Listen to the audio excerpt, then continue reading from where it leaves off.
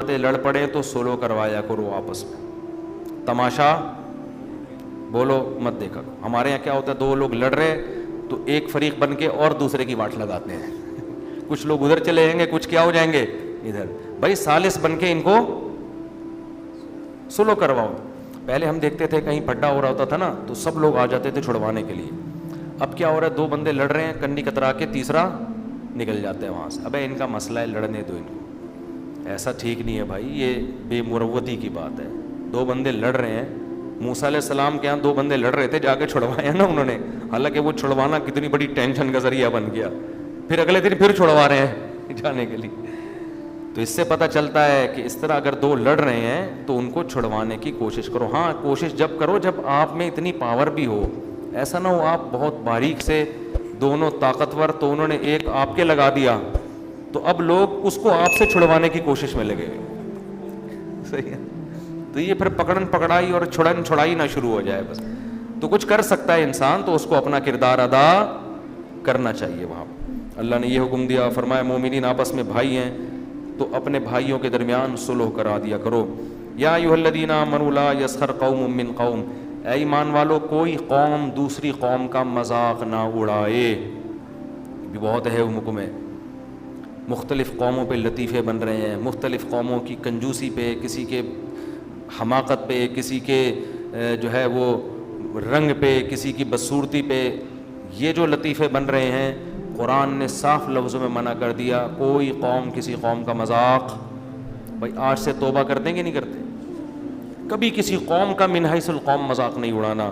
اللہ نے فرمایا عسیٰ ان یکونوا خیرا منہم, ممکن ہے وہ قوم اللہ کی نظر میں تم سے بہتر ہو. تم تو آج اس کا مذاق اڑا رہے ہو, اللہ کی نظر میں ہو سکتا ہے وہ تم سے بہتر ہو.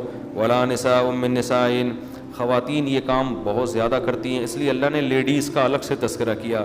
حالانکہ قوم میں عورتیں خود بخود آ گئی ہیں کہ عورتیں بھی نہ اڑائیں, لیکن اللہ نے عورتوں کو الگ سے حکم دیا کہ عورتیں بھی عورتوں کا مذاق نہ اڑائیں. خواتین کیسے مذاق اڑاتی ہیں, کوئی ذرا چھوٹے قد کی ہے اور ٹھگنی باتیں ایسی کرتی رہتی ہے نا. قد تو دیکھ بیوٹی پارلر میں جا رہی ہے جیسے بن ٹھن کے آئے گی. آج دیکھا تھا لپسٹک کتنی لگا کے آئی ہوئی تھی, وہ ایسا لگ رہا تھا کسی کے پھیپڑے کھا کے آئی ہوئی ہے. یہ مذاق خواتین کا چل رہا ہوتا ہے.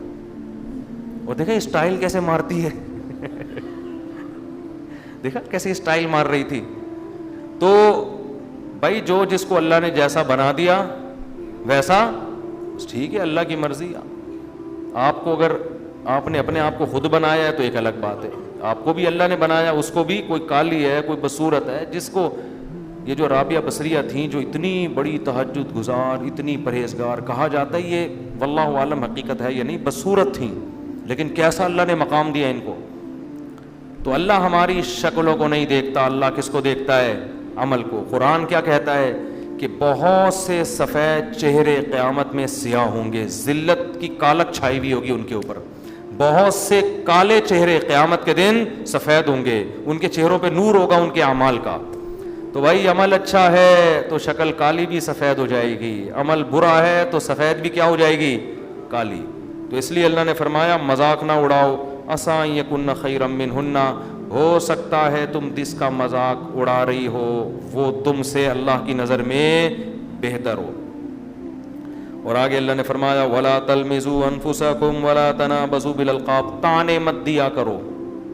تانا کیا ہوتا ہے, ایک ہوتا ہے اصلاح کہ بھائی تمہارے اندر یہ خرابی ہے, ایکچولی آپ غصہ بہت کرتے ہیں, آپ گالیاں بہت دیتے ہیں. چھاؤں میں لے جا کے نا کسی کو آپ نے سمجھا دیا کہ یار تھوڑا تمیز سے نا, اچھا لگتا ہے ذرا, یہ اس کی اصلاح ہے. ایک ہے لوگوں کے سامنے اس کو ذلیل کرنا, ابے تو باتیں بڑی کر رہا ہے, ہمیں پتہ ہے نا ہے کیا. اس کو تانا دینا نا, تانا ایسے موقع پہ دینا جائز ہے کہ کوئی فنٹر گیری بہت زیادہ دکھا رہا ہو نا, تکبر کر رہا ہو, لوگوں پہ ظلم کر رہا ہو, اس کو تانا دینا جائز ہے. جیسے آپ صلی اللہ علیہ وسلم نے ایک یہودی عالم کو تانا دیا تھا, وہ تورات پر عمل نہیں کرتا تھا, تحریف کرتا تھا تورات میں, اور فنٹر بنے پڑتے تھے کہ ہم بڑے نیک لوگ ہیں نا, ہمارے پاس علم ہے. تو اس کو نبی نے تانا دیا اس کی توند کا, ٹھیک ہے نا. حدیث فرمایا کہ یہ جو تمہاری توند نکلی ہوئی ہے, کیا تمہیں پتہ نہیں ہے کہ اللہ کو اس توند سے نفرت ہے, اور یہ وہ توند ہے جو حرام کھا کے.